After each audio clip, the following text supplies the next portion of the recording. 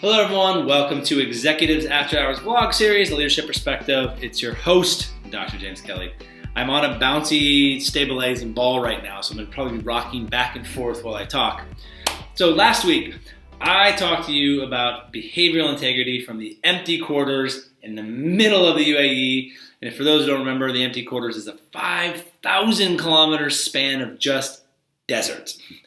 Desert and desert and desert, that's it. But one of the messages that I had in last week's vlog was this idea of having the hard conversations. And that leads me to today's topic, 100% honesty, 90% of the time. Now, specifically what I want to talk about is this notion in a working environment when you are in the supervisor or leader / follower role, why it's so hard to have that hard conversation. You know, with the leaders that I talk to in my book, The Crucible's Gift, 5 Lessons from Authentic Leaders, one of the things that kind of bore itself out over that is that leaders that were really truly authentic from an integral perspective, an honesty perspective, had the ability to deliver the hard message.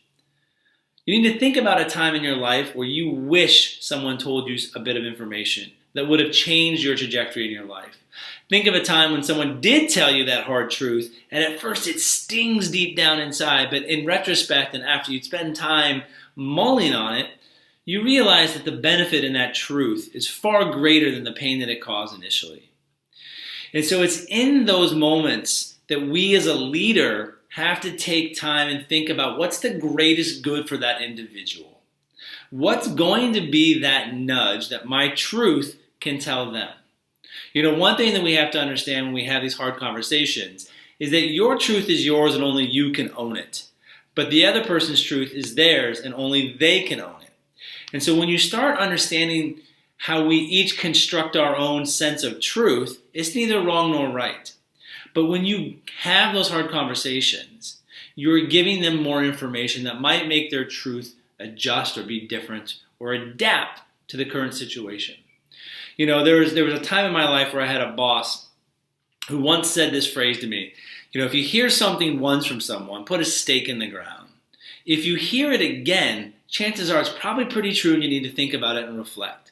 But if a third person in a third context in a third situation tells you the same feedback again in an honest, constructive way, then there's probably truth to it and you better make some changes. So over the next week, what I'd love for you to do is a couple of different things to kind of help strengthen this sense of behavioral integrity or truth-telling, if I will. And so one of the things I like to do and have people I work with talk about is this idea of fine is okay, but.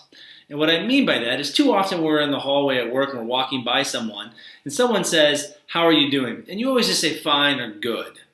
What I really encourage you to do in the work environment is take a second, take a beat or a pause, if you will, and just tell them the truth.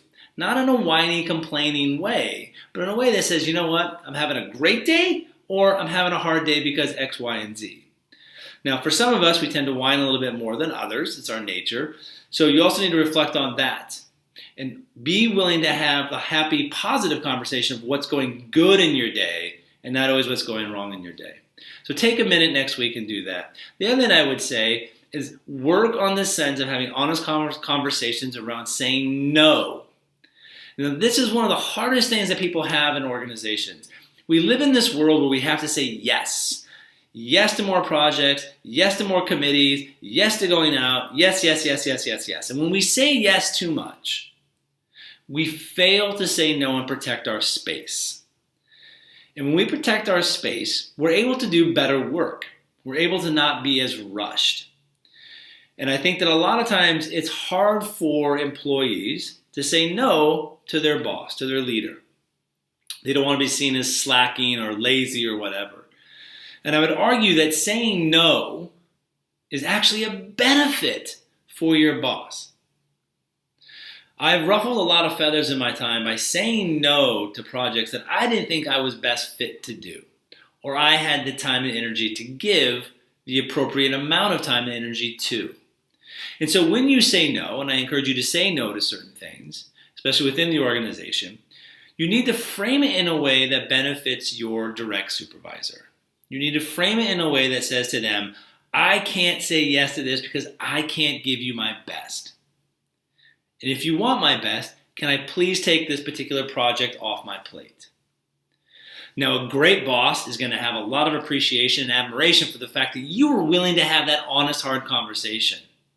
And a not so great boss is going to make you feel like crap and that you should just say yes to everything. And that should tell you more than you need to know about the situation in and of itself. So, 2 quick things. Remember, be honest when someone asks how you're doing. Give that a go. And number 2, be willing to say no when you know your plate can't handle much more without the spaghetti slopping on the floor. All right. Until next week, everyone. Thanks for checking this out. Please subscribe and like. So subscribe on YouTube, like this on YouTube, share this on YouTube, and go to my website, www.drjameskelly.com. And until next week, have a great week, everyone. You can do whatever you want. You can do whatever you want. You can do whatever you want. Just believe it, believe in it. You can do whatever you want. You can do whatever you want. You can do whatever you want.